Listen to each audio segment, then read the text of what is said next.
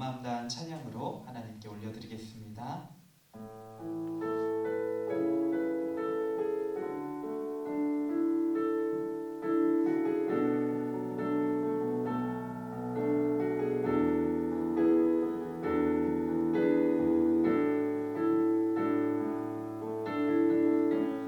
나는 찬양하리라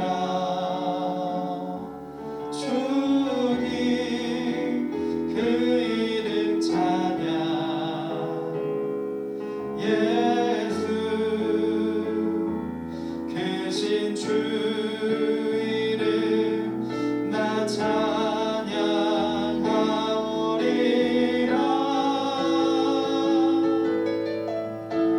나는 찬양하리라 주님 그 이름 찬양 예수 크신 주 이름 나 찬양하리라 나는 영광 돌리리 주님 영광의 이름 예수 크신 주 이름 나 찬양하리라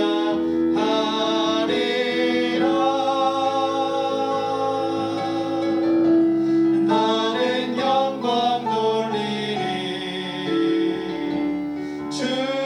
주님 영광의 이름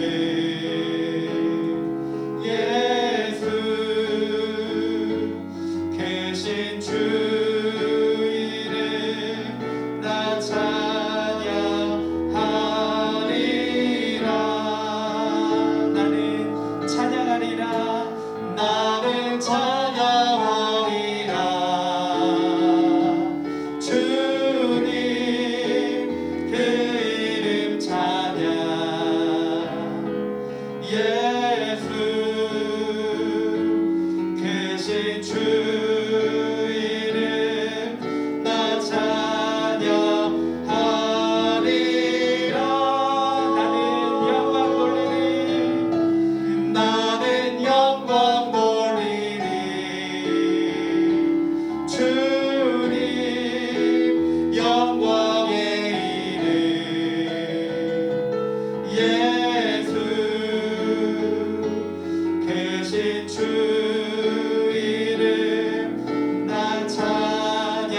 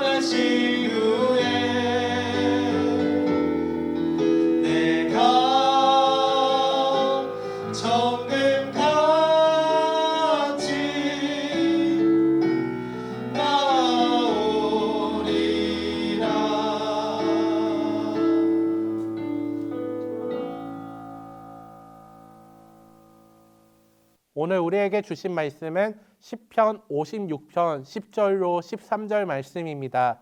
제가 봉독하겠습니다. 내가 하나님을 의지하여 그의 말씀을 찬송하며 여호와를 의지하여 그의 말씀을 찬송하리이다.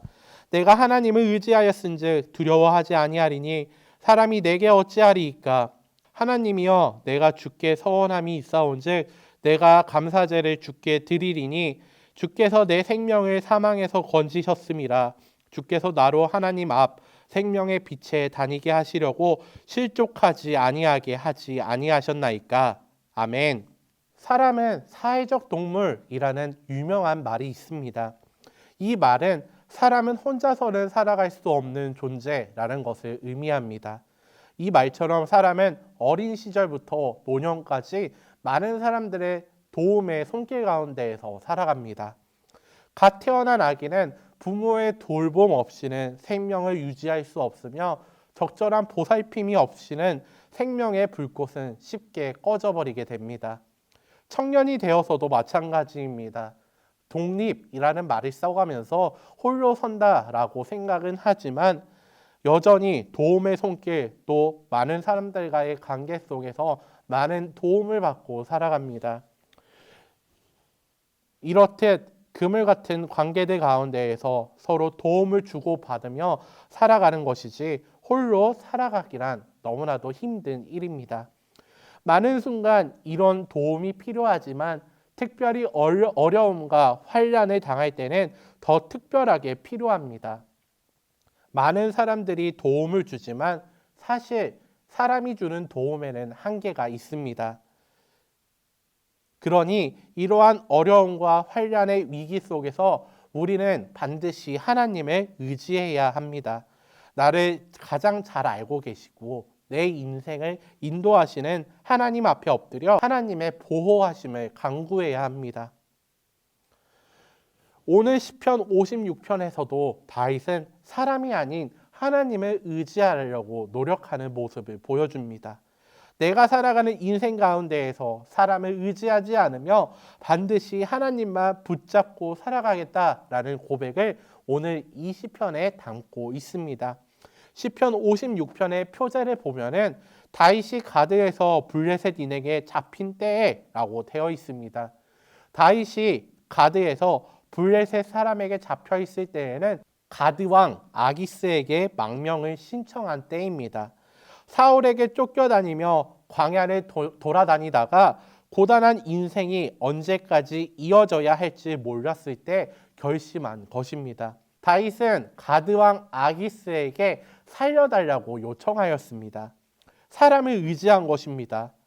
아기스가 아무런 조건 없이 그를 받아주었다면 좋았겠지만 그는 그렇게 하지 않았습니다. 골리앗을 죽인 이 다윗이 어떤 이유로 이곳에 왔는지 계속 추궁하며 의심하였습니다. 그때 다윗은 생명의 위협을 느꼈습니다. 그래서 탈출하기로 결심합니다. 다윗의 탈출 방법은 그렇다면 무엇이었을까요? 그는 위기에서 벗어나기 위해 미친 척하기 시작합니다. 침을 흘리며 별의별 행동을 다 하였습니다.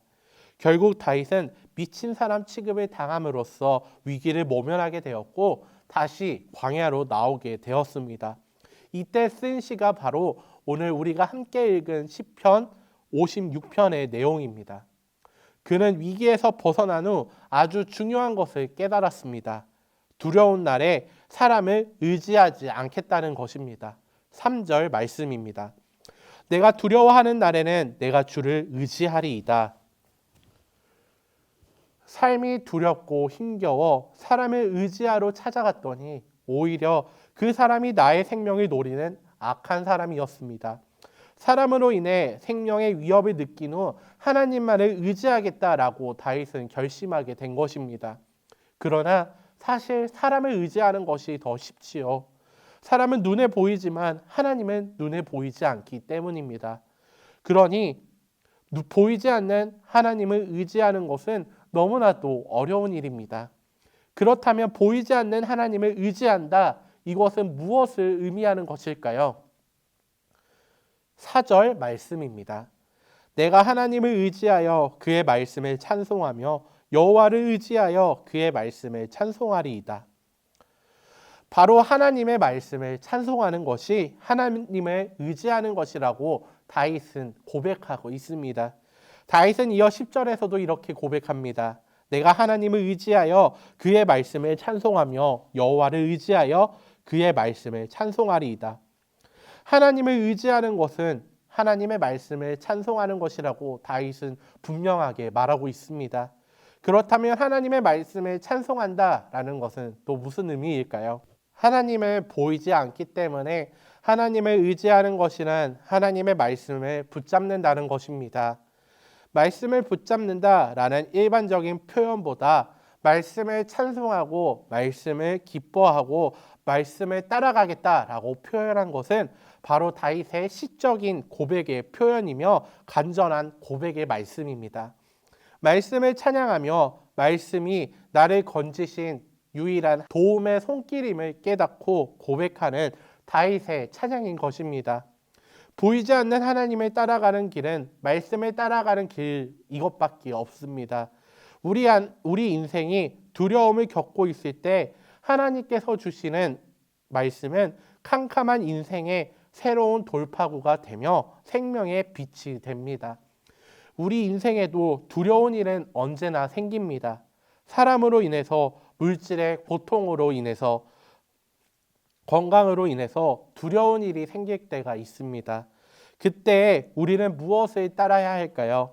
우리는 우리의 일을 해결해 줄 것 같은 사람, 방법을 따라가는 것이 아니라 오직 하나님의 말씀을 따라 살아가야 한다는 것입니다. 사람을 의지하고 따라다니다 보면 그 사람 때문에 우리는 큰 두려움을 겪게 됩니다.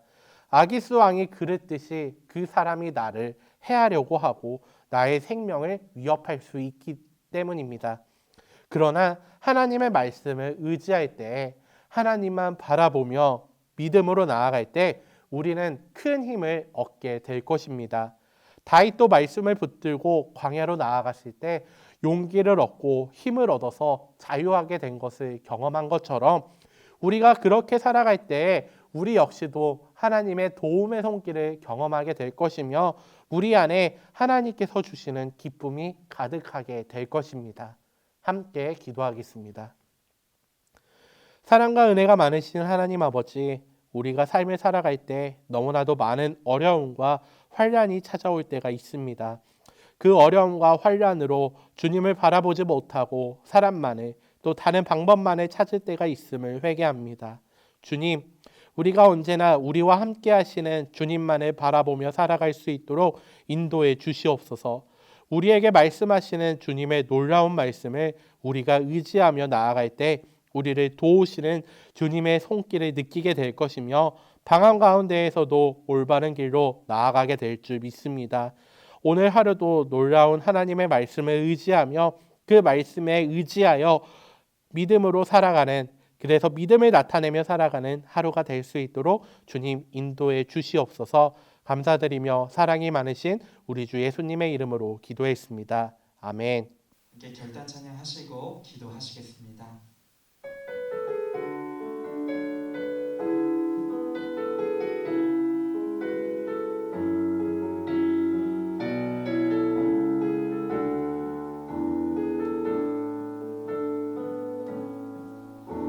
전능하신 나의 주 하나님은